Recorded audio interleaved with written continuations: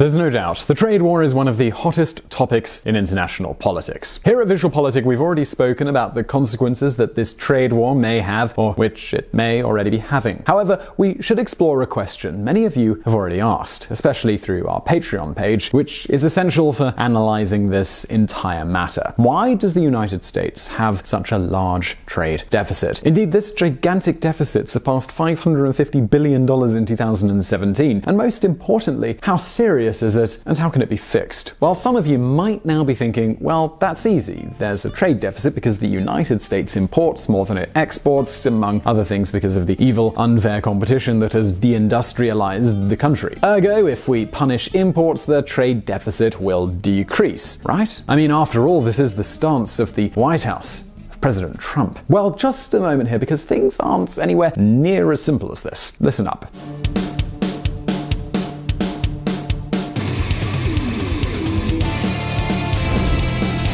The easy equation.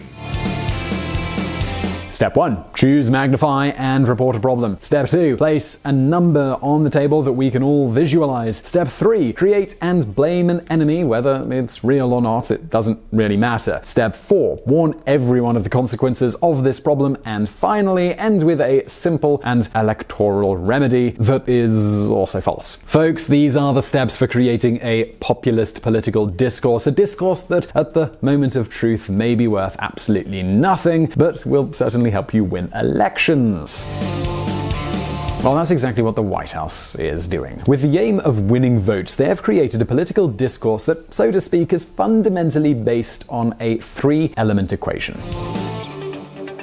But do not worry, this has nothing to do with maths, at least not entirely.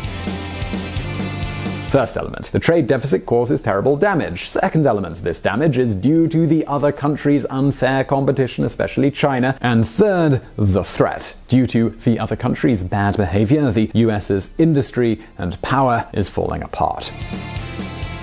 However, folks, discourse is one thing and reality is quite different. See, to magnify the problem, Donald Trump's commercial advisors alert us again and again about the negative impact that this whole trade deficit has on the North American economy. To do so, they use the accounting entity that you're seeing on the screen right now, which is one of the formulas used to calculate the GDP. Thus, GDP equals consumption plus investment plus public spending plus exports minus imports. I mean, this is really economics 101 here. Well, the fact is that seeing it this way makes it look like the trade deficit is causing a huge amount of damage to the US economy. And of course, if the difference between exports and imports decreases, then the GDP would increase.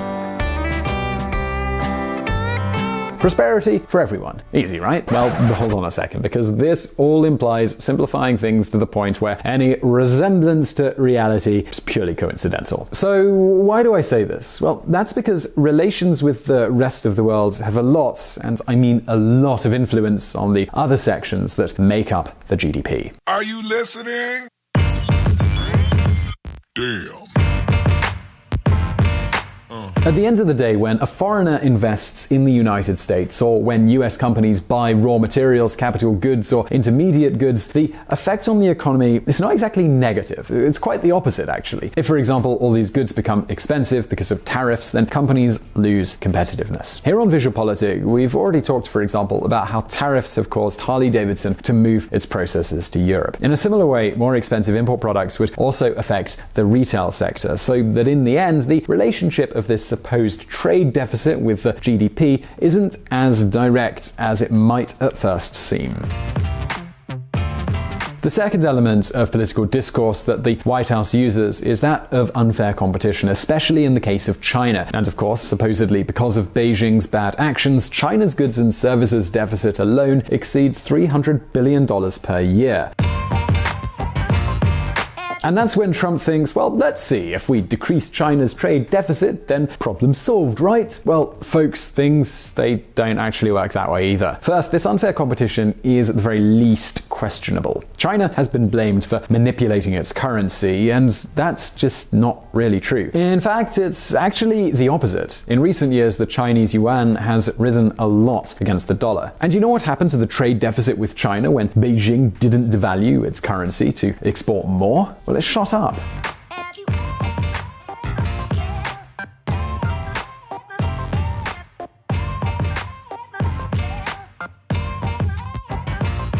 Well, in reality, the US's trade deficit with East Asia in terms of manufactured goods has been more or less constant since the mid-90s. What has changed is that what once came from Taiwan or Japan, among others, now comes directly from China. And it's because it's a great assembly center. And that's precisely what has fattened the US trade deficit with China quite so much. And regarding that last point, the one about deindustrialization and loss of competitiveness due to unfair competition, well, it isn't true either. US exports, which remains the second largest exporter in the world, are at record levels, just like industrial production. Check this out.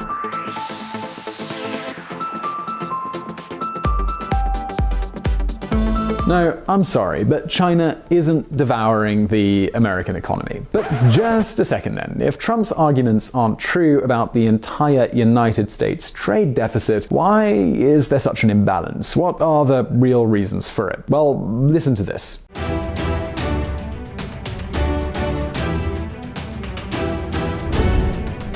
The real reasons.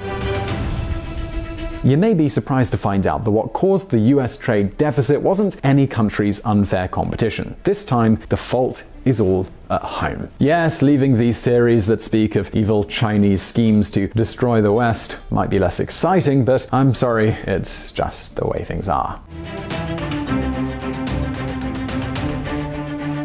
See, the commercial hole is due to the low savings rate in the United States. The United States dollar is a reserve currency, which makes it highly demanded and overvalued. And then there's the huge amount of capital that comes to the United States every year from abroad, for example, from China. As we're going to see, this is what explains why the United States spent more than 40 years with a trade deficit without the economy suffering. 40 years in a row consuming more than it produces. Because, folks, Trump always talks about the trade balance, but never talks about the financial balance. And there's the trap. $800 billion a year trade deficit with other nations. Unacceptable. They send the Mercedes, they send BMWs, they send everything.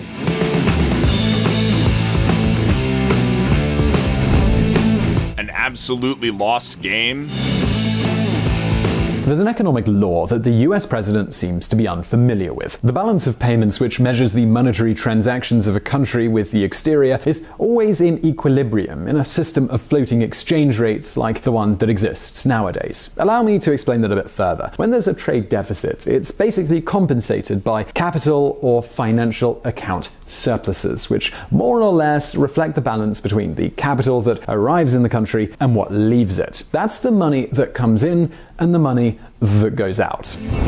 A persistent current account surplus is always balanced out by a capital account deficit. It's one of the eternal laws of economics, like gravity in physics. Konrad Putzier, a reporter at The Real Deal. Look at what happens precisely with the United States balance of payments.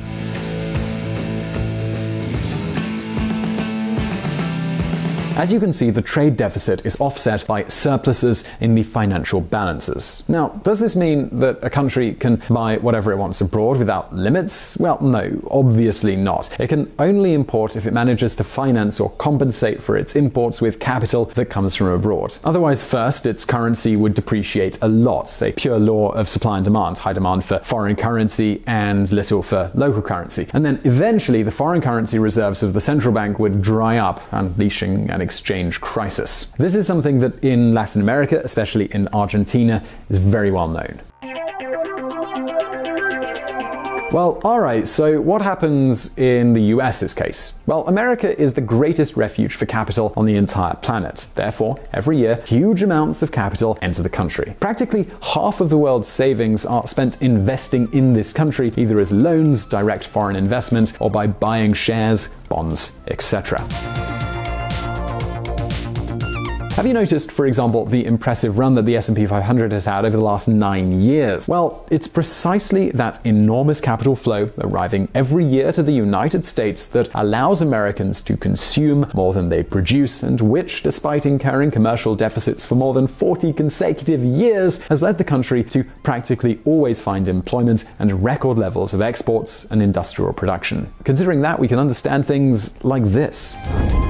Whether it's Japan in the 1980s, Germany in the 2000s, or China in recent years, countries that invest heavily in the New York real estate market also tend to have a massive trade surplus with the United States. Conrad Putzier, a reporter at The Real Deal. Basically, thanks to the capital that comes from abroad, the United States can afford to consume more than it produces. So, in addition to exporting goods and services, the United States also exports financial securities. This is the key. But wait, does this mean that the fiscal deficit can't be reduced? Actually, not at all.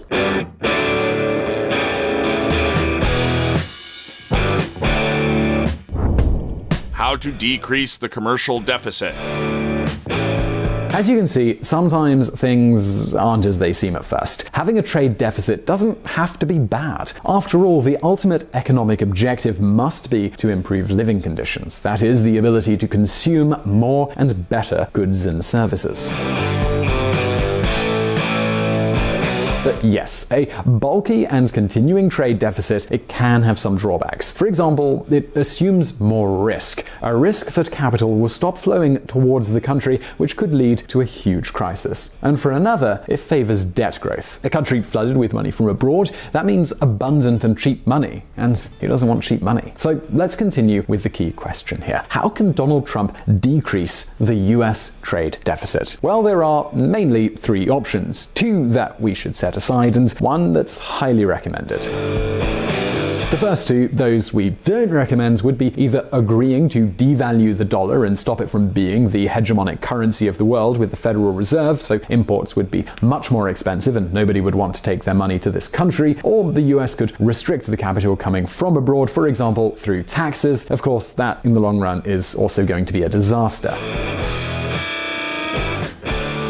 The other option, the one that we'd recommend, is consuming less, saving more, and favoring productive investment. That way, fewer foreign loans would be demanded and much more wealth would be generated so that, in percentage terms over the GDP, trade deficits would be much smaller. And to achieve this goal, stopping the government's growing fiscal hole would be a fantastic idea. But Trump, despite what he's saying, is going in the opposite direction. It would also be a fantastic option to allow American companies to fill the nearly 6 million vacant jobs that the North American economy suffers from today by bringing in professionals from abroad. However, protectionist policies don't work. First, because all the other countries tend to respond to tariffs with their own tariffs, which reduces imports but also exports, and most importantly, because the increased costs led by tariffs make the United States a less attractive country to invest in, and that, in the long term, is a really bad thing. Perhaps, folks, the strongest proof that American companies need to be open to the world is found in the Trump family itself. See, Ivanka Trump, the president's own daughter and White House special advisor, has just closed her clothing and accessories brand. Ivanka made this decision after suffering a steep drop in sales and a huge amount of criticism for some alleged contradictions. And do you know why she was criticized? Well, can you guess where she was making her products? I mean, surely in the United States, right? Well, no, actually wrong. The correct answer was China. Most of her products were made in China and also in countries like Vietnam and Indonesia. Has Ivanka Trump herself been an accomplice of the evil entities that have been attacking the United States? Well, I'm just going to leave that there. So I really hope you enjoyed that video. Please do hit that like button if you did, and don't forget to subscribe for brand new videos. Also, don't forget to check out our friends at the Reconsider Media podcast who provided the vocals in this episode that were not mine. Also, this channel is possible because of Patreon and our patrons on the platform of Patreon. That's a lot of P's. And another one is please do consider joining them and supporting our mission of providing independent political coverage. And as always, thank you for watching. $800 billion a year trade deficit with other nations. Unacceptable. They send the Mercedes, they send BMWs, they send everything. We tax them practically nothing. We can't send our...